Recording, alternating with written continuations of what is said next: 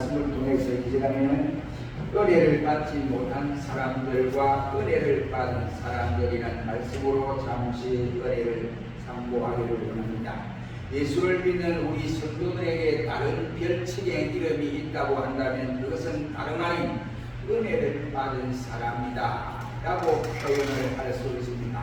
그 이유는 은혜로 예수를 믿고 우리가 은혜로 구원을 받았기 때문에 그렇습니다. 그리고 은혜라고 하는 것은 일시적으로 한 번 주고 끝나는 것이 아니라 계속해서 지연적으로 이와 같이 계속해야 될 사건들이 바로 은혜라고 하는 사건입니다. 그러므로 이 은혜를 다시 말하면 한 번 받은 것으로 끝나는 것이 아니라 계속 받아야 하고 영원히 은혜로 바로 영생을 누리게 되는 것입니다. 이 시간 오늘 본문을 통해서 우리가 이전에서 첫 예배로 은혜 받지 못한 사람과 은혜 받은 사람이라는 말씀을 통해서 본문에서 잠시 은혜를 받기를 원합니다. 첫째는 17절로 18절 말씀에 보면 은혜를 받지 못하는 사람들에 대해서 열거를 하고 있습니다. 대단적인 은혜를 받지 못하는 사람들은 어떻게 되어지느냐 하는 것입니다. 그래서 오늘 보면 17절 말씀에 보면 너희 교훈을 거슬려 분쟁을 일으키고 그치게 하는 자라고 말씀을 하고 있습니다.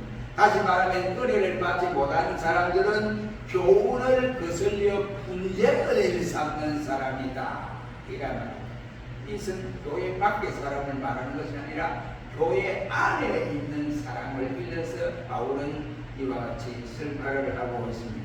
교회 안에서도 다 어렵게 진행이 되어 가고 있는데 유독 몇 사람만이 그 사실에 대해서 불평하고 원망하고 은혜로운 그 현상을 은혜로운 시간을 깨어버리는 그래서 분쟁을 일으키고 교회를 거칠게 하는 자가 있다. 이런 사람들은 은혜를 받지 못한 사람들이다 라고 바울은 말씀을 하고 있습니다. 한마디로 바울 사도는 말하기를 자기가 가르쳐준 진리의 말씀이 분명한 사실인데 그 바울이 가르친 진리가 잘못됐다 이렇게 분쟁을 일으키는 거예요. 그래서 성도들과 야 그 말 맞아? 바울이 가르친 그 말 맞아? 바울이 설교한 그 사실 맞아? 아니잖아 하고 이렇게 잠잠한 은혜 받고 있는 성도들을 부축해서 교회를 흔들어놓는 장면을 말합니다. 그래서 바울은 자기가 가르친 진리와 교훈을 거스리는 자들이다, 의역하는 자들이다 하고 표현을 하고 있습니다. 분쟁을 일으키고 거칠게 한다고 하는 것은 교회 안에서 은혜로운 시간, 은혜로운 사건들을 이와 같이 깨어버리는 이러한 상태를 말합니다. 그러므로 다른 사람의 신앙까지도 방해를 해서 다른 사람까지도 믿음 생활을 잘 못하도록 만들어 버린다는 말입니다. 그러므로 이 세상에 우리가 가만히 보면 세 종류의 사람이 있다고들 합니다. 한 사람은 그게 꼭 필요한 사람이 있을 뿐만 아니라 한 사람은 있으나마나한 사람이고 다른 한 사람은 그 사람은 없어도 될 사람을 말씀하고 있습니다. 예수님께서 가룟유다를 행하면 차라리 나지 않았으면 좋을 뻔했다라고 하는 사람이라고 말씀을 할 수 있습니다. 사회 공동체나 교회 공동체 안에서 있으나마나 한 사람보다는 있어서는 아니 될 사람, 이 사람도 문제를 일으키고 있습니다. 그러므로 있으나마나 한 사람과 있어서는 아니 될 사람이 이런 문제를 일으키니까 그런 사람은 교회 속에서 없어야 한다고 강조를 합니다. 위대한 사람은 우리가 못 되더라도 필요한 사람은 되어야 되지 않겠습니까? 우리 교회가 필요하고 하나님이 필요한 사람이 되어야 된다 이런 말이에요. 우리 교회가 필요치 아니하고 또 하나님이 필요치 않는 사람은 누가 필요하겠습니까? 그리고 평화를 만들어내지는 못해도 이미 있는 아름다운 은혜의 시간, 아름다운 은혜의 부로 평화로운 그 자체를 깨어버려서는 되겠느냐 이런 말이에요. 다른 사람을 교회로 이끌어 들이지는 못해도 이미 있는 사람에게 상처를 주거나 그 사람이 신앙생활을 하지 못하도록 교회 밖으로 몰아내는 일은 없어야 되지 않겠느냐 이런 거예요. 주님은 산상보훈에서 설교하시기를 화평하는 자는 복이 있다 라고 말씀을 해주었습니다. 화평을 만들어 살아가는 사람, 지키는 사람들에게는 주님은 복이 있다 라고 말씀을 하셨습니다.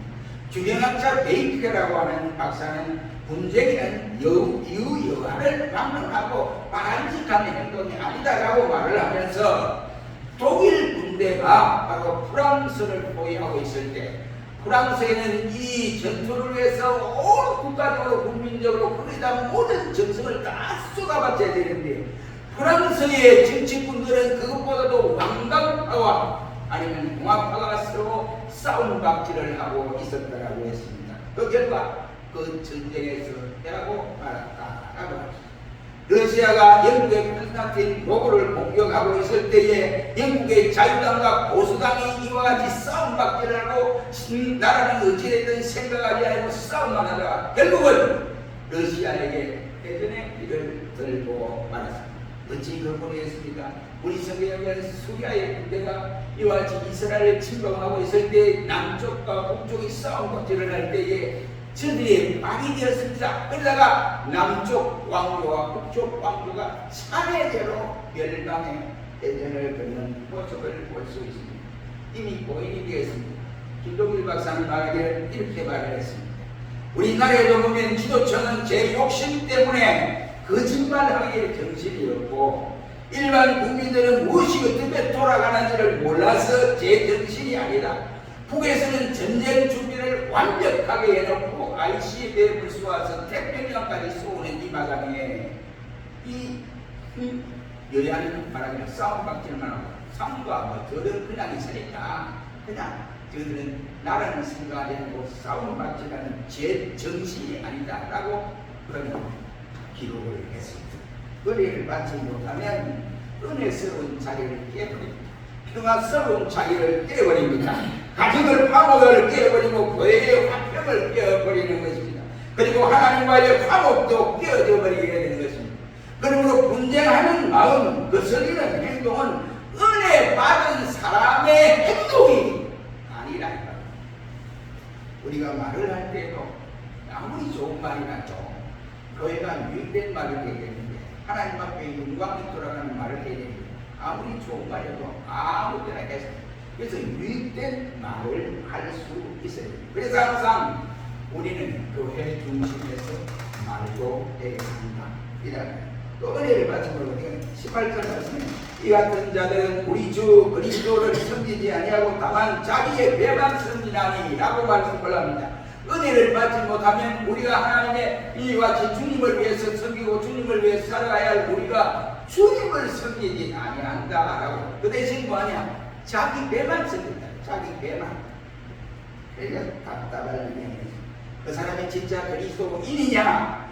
그 사람이 진짜 예수쟁이냐? 그 사람이 신앙이 깊으냐? 신앙이 낮으냐? 이것은 그가 얼마만큼 예수 그리스도를 섬기고 있으며 교회를 섬기느냐에 따라서 판가름할 수가 있다는 말이 되겠습니다.